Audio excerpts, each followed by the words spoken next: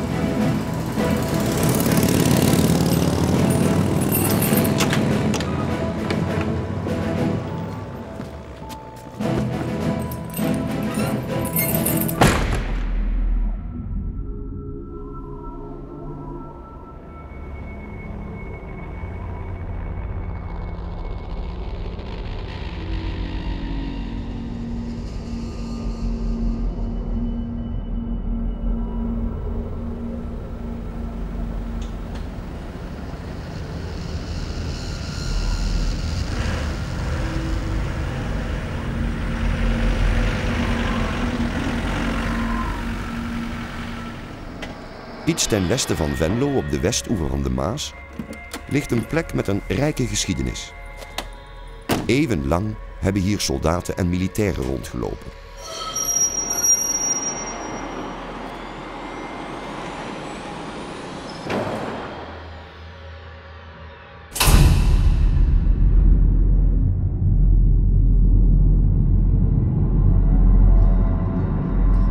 Maarten, het leger is hier 4 jaar geleden vertrokken, maar kennelijk hebben ze het een en ander vergeten. Ja, Amerikaanse legervoertuigen uit de Tweede Wereldoorlog die staan hier gestald van een historische vereniging. Dus er zitten nog steeds militairen hier? Ja, dat lijkt het op, ja. En je hebt reden om aan te nemen dat die er 2000 jaar geleden ook al waren? Ja, we hebben sterk het vermoeden dat hier Romeins Blariacum gelegen heeft. Dat is een nederzetting met een wachtpost, een toren die er waarschijnlijk gestaan heeft, waar een 8-tal militairen lagen. Of een statio voor de couriersdienst van de keizer. Met ook weer militairen. Ja, en waarom denk je dat? Heb je daar argumenten voor? Nou, we hebben een kaart waarop Blariacum aan de westkant van de Maas staat, uit de 3e eeuw. We hebben wat Romeinse vondsten rondom de Antoniuslaan, Romeins grafveld. En dat lag vaak aan de uitvalsweg van een nederzetting of van een locatie waar de Romeinen woonden. Ja. Het ligt hier vrij hoog, het fort. En Romeinen hielden van droge voeten, dus dat zijn allemaal aanwijzingen dat er hier Romeinen zouden gewoond kunnen hebben. Het zou heel bijzonder zijn, hè, als dat zo was. Ja, dat zou wel heel mooi zijn als we die hier aantreffen. De huidige militaire kazerne is gebouwd in de 20e eeuw. Maar daarvoor stond er een fort uit de 80-jarige oorlog. En misschien gaat de geschiedenis nog wel verder terug.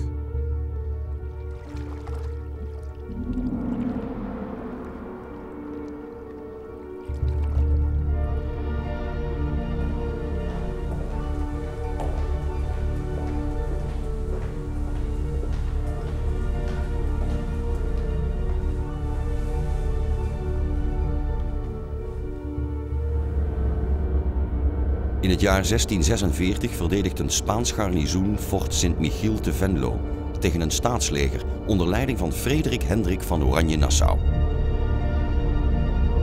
Het is een laatste poging van het leger van de Republiek der Nederlanden om Venlo in handen te krijgen. Helaas lukt dit niet en blijven Venlo en Fort Sint-Michiel in Spaanse handen. Dit is een plek die we kennen van een beroemd fort. En dat fort dat zien we op het bekende schilderij Beleg van Venlo. Ja. Dat is hier, hè? Ja. Maar ik zie eigenlijk niks meer van het fort. Nee, dat fort zit onder onze voeten. Daar zit de 20e eeuwse kazerne bovenop. En dat is wat we nu zien. En dat fort gaan we opgraven? Dat fort gaan we opgraven.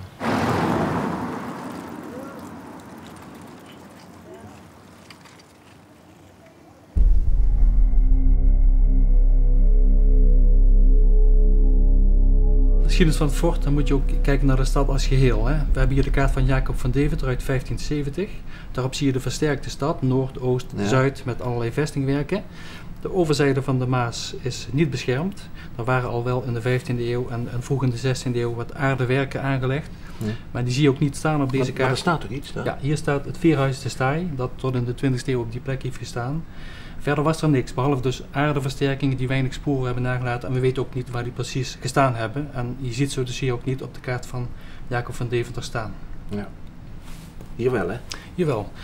Toen de Spanjaarden in 1537 Venlo bezetten, zijn die meteen begonnen met zowel de stad verder uit te bouwen, rondom de stad allerlei nieuwe versterkingen aan te leggen, maar ook het fort Sint-Michiel. En dan verder? Hoe gaat het verder? Wat zien we hier bijvoorbeeld? Nou, we zien deze prachtige pentekening van Baldi, Pier Baldi uit 1669. Pier Baldi was een kunstenaar die in het gevolg van prins Cosimo de Medici in dat jaar door het Maasdal trok en Venlo en Roermond op prachtige tekeningen heeft vastgelegd. Hierop zie je het fort Sint-Michiel in voltooide staat met dus uitvoerig stelsel van vestingwerken met allerlei bebouwing, boompjes en inderdaad ook weer het Veerhuis te Staaij op deze plek. En Venlo, de overkant dan, hè? En de overkant Venlo. En dan ligt er nog een kaart en dan is het weer uitgebreid? Ja, dit is een kaart uit 1729. Dit is een plan voor de uitbouw van de vesting Venlo naar een veel grotere vesting. Venlo was in de 18e eeuw staats geworden en kreeg een belangrijke functie in het kader van de verdediging van het Maasdal. Dus ook toen weer werden er nieuwe forten rondom de stad aangelegd en het fort Sint-Michiel kreeg een heel nieuwe ring van versterkingen rondom de oude kern. En ja, waar zou er nou gegraven moeten worden dan? Nou, als je op deze tekening kijkt, die volgens mij heel betrouwbaar is, zie je in het noordelijke gedeelte van het fort allerlei bebouwing. Dus dat lijkt mij een interessante plek. In het midden van de 16e eeuw bestond Nederland zoals wij dat vandaag de dag kennen nog niet. De gewesten die later Nederland zouden gaan vormen, behoorden allemaal tot het machtige keizerrijk van Philips II van Spanje. Vanwege grote onvrede met het Spaanse bestuur kwamen de Nederlandse gewesten in 1568 in opstand. Deze opstand vormde het begin van de 80-jarige oorlog.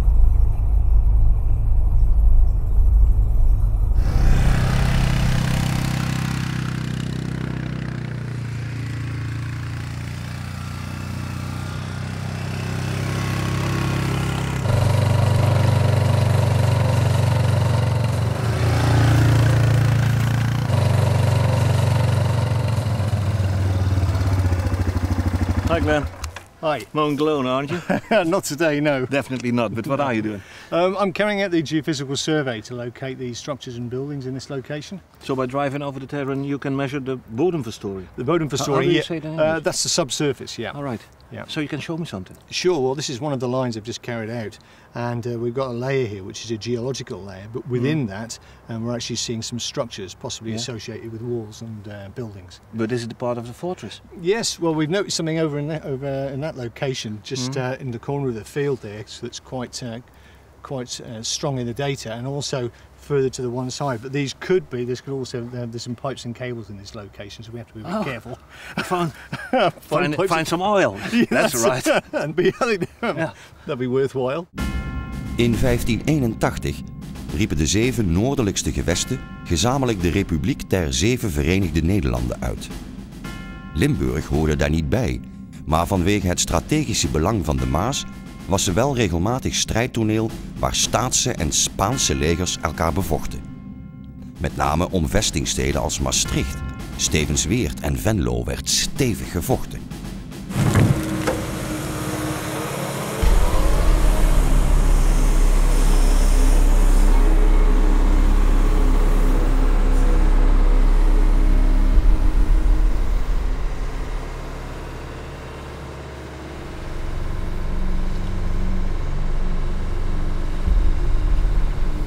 We zien allemaal verkleuringen, wat is dat nou? Die verkleuringen die noemen wij grondsporen. En je hebt eigenlijk 2 verschillende sporen. Je hebt sporen die gemaakt zijn door bomen bijvoorbeeld die geplant zijn. En je hebt, dat zijn de natuurlijke sporen. En je hebt menselijke sporen, dus de sporen die de mensen hebben achtergelaten in de grond. Dat witte er? Ja, dat witte. Dat is waarschijnlijk is het een fundament. Dat is de onderkant van een fundament. Eerst hebben ze dan cement gestort. En daar werden dan de stenen in geplaatst. Dan heb je hier die vlek ervoor, die zwarte vlek, ja, met die witte vlekken erin. Dat is waarschijnlijk een uitbraakkuil geweest. Dus ze hebben het fundament af willen breken. Dan gaven ze een kuil, dan breken ze het fundament af en dan blijven in die kuil dan restjes van het fundament over. En dat roodbruine daar? En dat roodbruine, dat is waarschijnlijk, ja, het ziet eruit als omdat hij zo vierkant afgegrensd is. Hij heeft nog wel sterke hoeken, is hij waarschijnlijk wel gegraven. En er zit dan een soort van natuurlijke opvulling in. En dat gele? En dat gele is de natuurlijke grond, of in ieder geval natuurlijk. Het is een grond die de mensen hebben aangebracht om daar het fundament in te leggen. Ik heb al een muntje gevonden uit 79, Ja. 5 cent. Maar jij hebt iets uit de 17e eeuw waarschijnlijk gevonden, hè? Ik heb iets uit de 17e eeuw waarschijnlijk gevonden. Daarachter dat, hè? Ja. Wat was het? Waarschijnlijk is het een oor van een kruik geweest. Dus het was zo'n handkruik, Ja. zo groot ongeveer. Ruilen? Dat mag niet. Oké.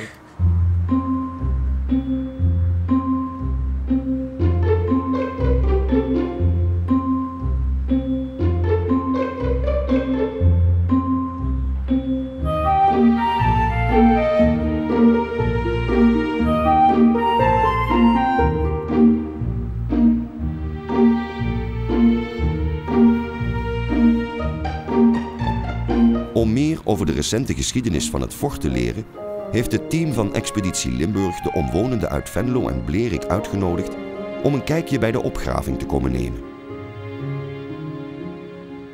December 47 ben ik hier naartoe gekomen, tot 92, dus wat dat betreft heb ik er lang genoeg gezeten. Op de kazerne? Ja. Zit je ook hier op de kazerne geweest? Ik ben in 49 opgekomen als soldaat dus. En altijd op die gewoon. En hier moet exerceren op het terrein? Nou, en zo, heel toch? weinig. Heel weinig? Ik wel persoonlijk dus. 6 weken en Ja, toen kreeg eigenlijk ze een maar opleiding. Hè. En toen zijn we gauw nog naar Indië gegaan. Oh, ja, ja. Dus, Ja, maar ze komen er ik gewoon, ben er koningin heb ik de reis naar Indië betaald. En terug? En terug. Ah, terug ook, ja, ja. Hier zouden ook Duitsers gevangen gezeten hebben. Ja. Duitsers hebben hier gezeten, hè? Hier Gans Pruisen en hebben Noord. Ja, nee, toen ze hier de baas waren, maar hier zouden er ook nog gezeten hebben, krijgsgevangen. Even, ja. Ja, maar dat zal niet lang zijn Wie geweest. de Engelsen hier geworden wel zo in 1944, want 3 december moesten ze alleen maar vechten. Toen waren die Pruisen allemaal pleiten. En later hebben ze die Pruisen dingen over de Maas gezet. Maar dat is wel bekend, of die hier hebben gezeten. Ja, die hebben hier gevangen gezeten. Ja, Die hebben zelfs- het is maar een hele korte tijd eigenlijk. Ja. Geweest, joh, want en dan zien er nog een paar ontsnappen. Zijn die echt ontsnapt? Ja, daar heb ik het hier nog over gehad. Ja, de wet zijn helemaal Ik heb wel over ontsnappingspogingen gehoord. Maar... Ja. Volgens wat ik dus over gelezen heb, zullen die ontsnapt zijn.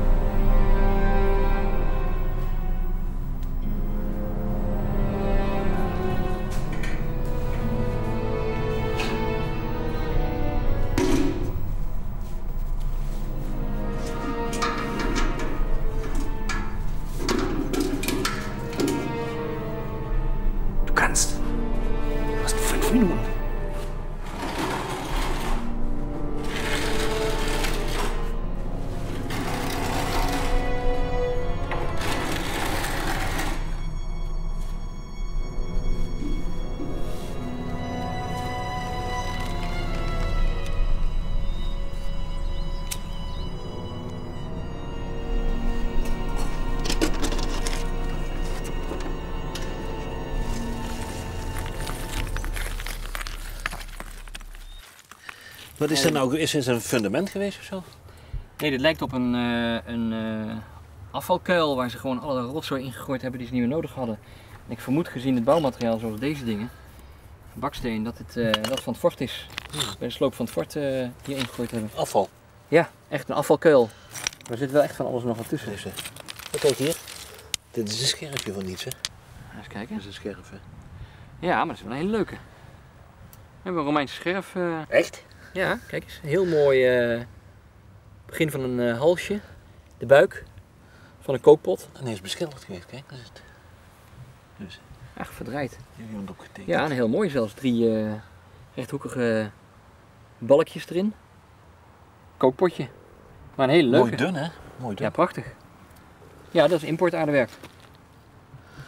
Dat is toch een aanwijzing dat er hier... Kijk, is dit koper? Dat is een beetje groenig. Nee, het is niet. Het lijkt wel geoxideerd koper. Pak het maar. Dat is glas. Een halsje van een velfpotje. Opening met halsje. Ah, kijk. Een stukje. Deze hoort erbij, denk ik. Ja. Een olieflesje of een zalfflesje. Waar ruikt het naar? Niet lekker. Niet lekker. Kijk eens. Een stukje 17e eeuws aardewerk. Met versiering. In kleur hebben ze slip aangebracht. Gelaten glazuur overheen aangelegd. Dit zijn typisch de borden die je zou verwachten in een officiersmes. Maar dan wel een paar eeuwen geleden. Ja, dit hoort echt bij het Fort Michiel. Dit is 16e eeuw denk ik. Misschien begin 17e. Echt letterlijk graaien, hè? Ja, en het gaat nog wel even door. Wat gebeurt er dan met zo'n hoop, Maarten? Kijk eens hier. Oh, dat is een kruik geweest, hè? Dat is een oor van een kruik, ja. Kruik, ja. Ja, leuk zeg. Hier nog één. Ja. Ja, ze wisten blijkbaar wel... Ja, wat gaan we hiermee doen? Nou, ik denk dat we dit integraal eruit moeten halen. Dus totale put legen in een grote zak en dan binnen schoonspuiten. En dan eens kijken wat er allemaal in zit. Na 2 dagen van opgravingen zijn er flink wat vondsten gedaan. Maar er zijn ook nieuwe vragen opgeworpen. Zullen er meer vondsten worden gedaan van het 17e eeuwse fort Sint-Michiel? Vinden de archeologen het Romeinse Blariacum? En hoe liep het af met de Duitse krijgsgevangenen? Dein dummes Maul, heb ik gezegd. Drecksack!